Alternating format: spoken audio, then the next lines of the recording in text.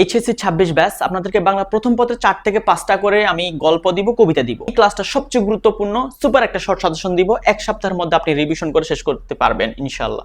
যারা আগে পড়েন না এখনো পড়ে ফেলতে পারবেন। দেখেন, এইগুলো হচ্ছে সৃজনশীলের জন্য সবচেয়ে গুরুত্বপূর্ণ। কি সৃজনশীলের জন্য এই বছর গল্প থেকে আসার সবচেয়ে সম্ভাবনা রয়েছে অপরিচিতা, বিলাসী জীবন বৃক্ষ, মাসে পিসি, রেইনকোট, সাথে নেকলেসটা পড়বেন। এইগুলা পড়ার পরে আপনি নিচে দুটাও পড়ে ফেলবেন, যদি আপনার হাতে টাইম থাকে পরে আপনি আরো পড়েন। কিন্তু যেহেতু সময় কম, এই প্রথম পাঁচটা আপনার জন্য সবচেয়ে গুরুত্বপূর্ণ। এখান থেকে সৃজনশীল আসার সবচেয়ে সম্ভাবনা রয়েছে। ওকে, এমসিকিউর জন্য কি করবেন একটু পরে বলতেছি। দেখেন, কবিতা কোনগুলা পড়বেন? বিভীষণপতি, মেঘনাদ, 100% প্রশ্ন আসতেছে। সৃজনশীল, সোনাতরী, বিদ্রোহী, এই তিনটা থেকে 100% মনে করেন যে প্রশ্ন আসতেছে ইনশাল্লাহ। পাশাপাশি 18 বছর বয়স, আমি কিংবদন্তি কথা বলতেছি, এই দুইটা সবচেয়ে গুরুত্বপূর্ণ। পাশা প্রতিদানটা পড়ে ফেলবেন। এখন যারা শেষ মুহূর্তে ভালো প্রস্তুতি নিতে চায় তাদের হচ্ছে এইগুলো হচ্ছে গুরুত্বপূর্ণ। এখন আপনি যদি আগে পড়াশোনা করে থাকেন তাহলে তো আপনি পুরো বই পড়বেন। বাট যেহেতু সময় কম, অল্প সময়ে যারা সেরা সাজেশন পেতে চায়, এটা হচ্ছে সবচেয়ে ভালো সাজেশন। আপনি প্রথম 5টা পড়বেন, টাইম থাকলে পরেরগুলো পড়েন, সমস্যা নেই। আচ্ছা, এমসিকিউর জন্য একটু পরে বলছি কি করবেন। দেখেন, উপন্যাস এবং নাটক যেহেতু বিশাল একটা বিষয়, সেখানে কিছু চরিত্র দেখিয়ে দিচ্ছে, এখান থেকে প্রশ্ন আসবে।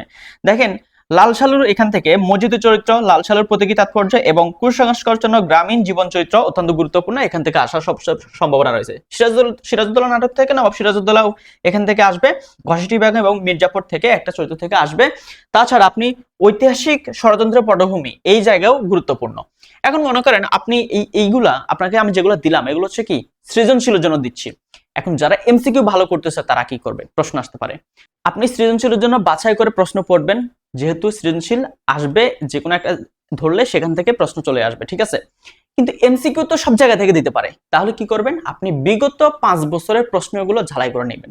বিগত 5 বছরের প্রশ্ন পড়তে সর্বোচ্চ একটা ছাত্রের 2 দিন লাগবে। বিগত 5 বছরের প্রশ্ন পড়তে একটা ছাত্রের যদি 2 দিনের মতো টাইম লাগে, সে খুব ভালো করে পড়লে কিন্তু এটা খুব সহজে কভার করা যায়। তার মানে বাকি 4-5 দিনে আমি যা বললাম এইগুলা কিন্তু রিভিশন করা পসিবল, যেহেতু আপনি আগে পড়াশোনা করছেন মোটামুটি। আর বাংলা যেহেতু সহজে এটা শেষ করা পসিবল। যারা ক এবং খ প্রশ্ন ভালো করে শিখে নেবেন তাদের জন্য সৃজনশীল পানিবাদ। আগেই বললাম, প্রত্যেকটা কবিতার আপনি কি করবেন? আপনি লাইন বা লাইনের যে ব্যাখ্যা সেটা একবার রিডিং দিবেন। রিডিং দিয়ে আপনি ক এবং খ প্রশ্ন ঝালাই করে মুখস্থ করবেন, ভালো করে দেখে নেবেন। এরপরে কয়েকটা ছোট গয় বড় গয় দেখবেন, কয়েকটা দেখবেন, তাহলে আপনি পুরো কবিতা সম্পর্কে ভালো ধারণা হয়ে যাবে যে কিভাবে প্রশ্ন আসবে, ঠিক আছে? পুরো সবকিছু ধরুন, একটা গল্প, একটা কবিতার যদি আপনি প্রশ্ন পড়তে চান, সেখানে 20-30টা থাকতে পারে, 40টা থাকতে পারে, সবটা পড়া সম্ভব না। আপনি একটা কবিতা ধরে ওই লাইনের ব্যাখ্যাগুলো পড়বেন, পড়তে সর্বোচ্চ 10-15 মিনিট লাগে। এরপর হচ্ছে আপনি ক খ পড়বেন, ছোট গ বড় গ কয়েকটা পড়ে নেবেন ইনশাল্লাহ। এর বাইরে আপনাকে আর কিছু করতে হবে না। যদি এইভাবে পড়েন আপনি ভালো করতে পারবেন। আপনি স্মার্ট ভাবে পড়েন, স্মার্ট ভাবে না পড়লে আপনি এই শেষ সময়ে এসে পড়াশোনা শেষ করতে পারবেন না।